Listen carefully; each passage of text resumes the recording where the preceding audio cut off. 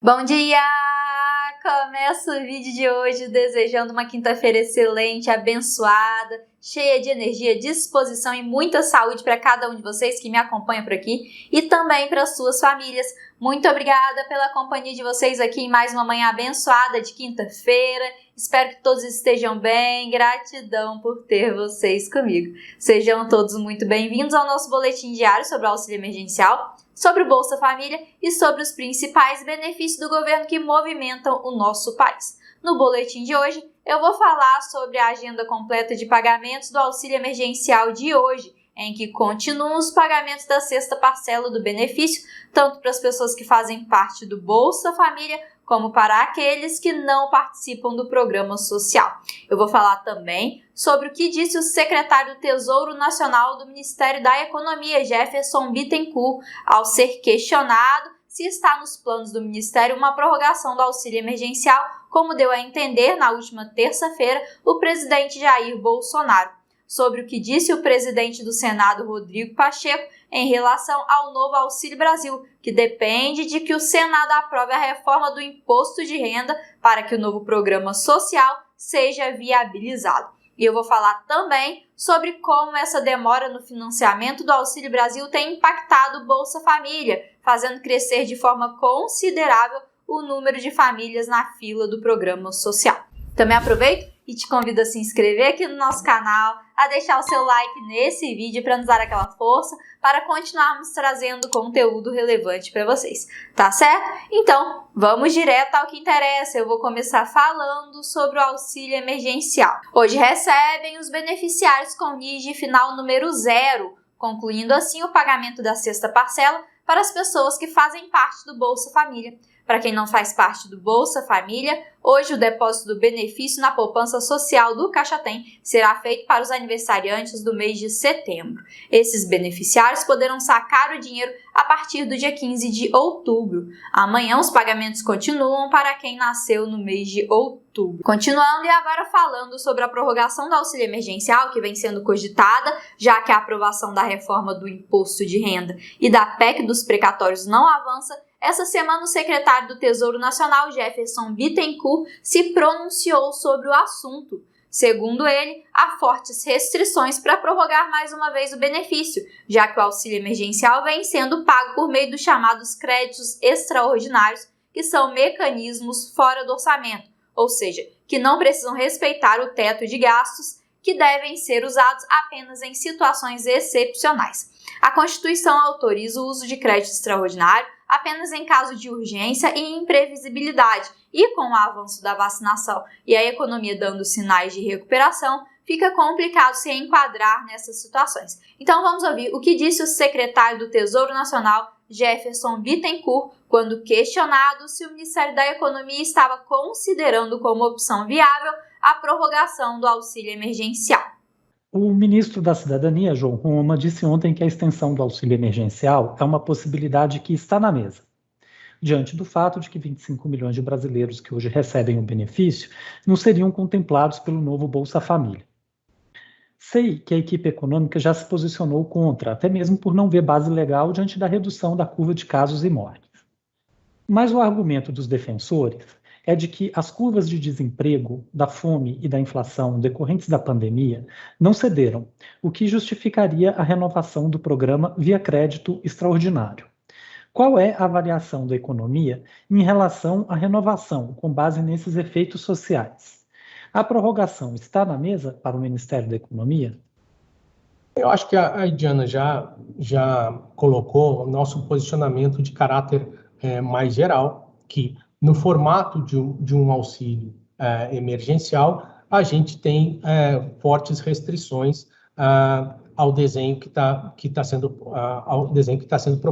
proposto. É compreensível que a gente o Brasil está num momento de transição. A gente tem percentuais elevados da população adulta sendo vacinada, nós temos uma economia em recuperação e a gente tem um incômodo que alguns segmentos da sociedade ainda não estão conseguindo obter plenamente os resultados desse processo de recuperação. Mas assim, como país, como sociedade, a gente precisa ter serenidade para tentar resolver os problemas estruturais da economia brasileira com soluções estruturais.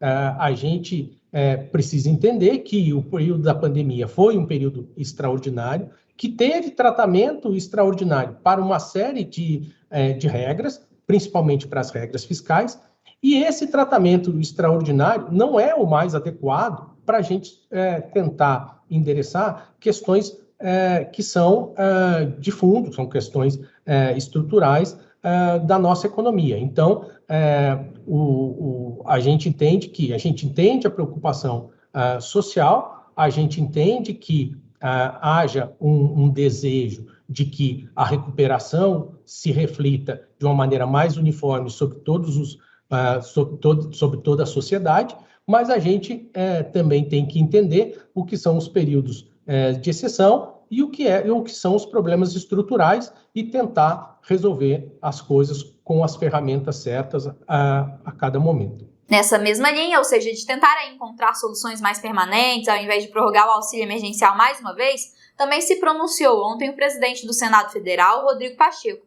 Para o senador, a implantação do Auxílio Brasil, que substituirá o Bolsa Família, deve ser prioridade. Veja só o que ele disse nesse sentido, prometendo dar celeridade à tramitação do projeto do imposto de renda no Senado, fundamental aí para viabilizar o Auxílio Brasil. Vamos ouvir. À disposição da apreciação dos projetos de matéria tributária o mais rapidamente possível, obviamente respeitando as audiências públicas que acontecerão na Comissão de Assuntos Econômicos, o tempo necessário para reflexão e amadurecimento do projeto no Senado, mas nós temos o propósito dessa apreciação pelo Senado Federal do projeto de reforma do imposto de renda, assim como temos a intenção da apreciação da proposta de emenda à Constituição 110, relatada pelo senador Roberto Rocha, que versa sobre a unificação e a simplificação tributária como uma reforma constitucional. Portanto, nós estamos caminhando nesse diálogo que fizemos hoje, inclusive com a presença de todos, inclusive com o líder do governo, o senador Fernando Bezerra, para que possamos ter um ambiente propício para a apreciação dessas matérias. De modo que, havendo essa necessidade de apreciação do projeto como fonte de custeio para um programa social, obviamente nós levaremos isso em consideração e faremos todas as reflexões possíveis, porque há uma premissa que nos norteia no Senado Federal, que nós precisamos tirar do papel um programa social robusto, que tenha atualização de valor e que atinja o número mais acentuado possível de pessoas no Brasil. Lembrando que enquanto essas definições sobre o novo Auxílio Brasil não avançam, a fila de espera do Bolsa Família só aumenta.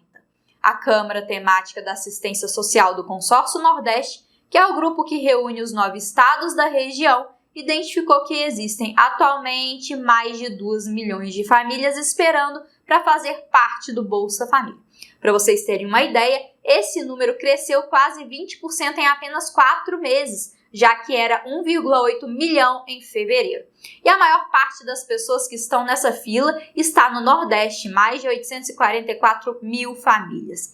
O presidente do consórcio Nordeste, o governador do Piauí, Wellington Dias, disse que os governadores estão aguardando uma reunião com o ministro João Roma para debater essa questão. Ele comentou o seguinte, abre aspas, são pessoas que se cadastraram e têm o requisito para receber o Bolsa Família. São pessoas necessitadas e que nem sequer estão sendo analisadas em todas as regiões do Brasil, mas em especial no Nordeste, onde parece que a discriminação é maior. Fecha aspas. O senador Jacques Wagner usou o Twitter ontem para destacar esse crescimento no número de famílias em situação de vulnerabilidade social que estão à espera de entrar no programa. Ele postou o seguinte, abre aspas, é lamentável ver que hoje o número de famílias na fila do benefício cresceu quase 20% em 4 meses e já chega a 2,2 milhões. Esse é o resultado cruel de um governo que virou as costas para o povo e que é incapaz de resolver os problemas da fome, inflação e desemprego no país. Fecha aspas. Essa fila tem crescido dessa forma porque o governo decidiu congelar o atual número de beneficiários do Bolsa Família até que seja resolvida essa questão do financiamento do Auxílio Brasil. Até lá, ninguém entra no programa.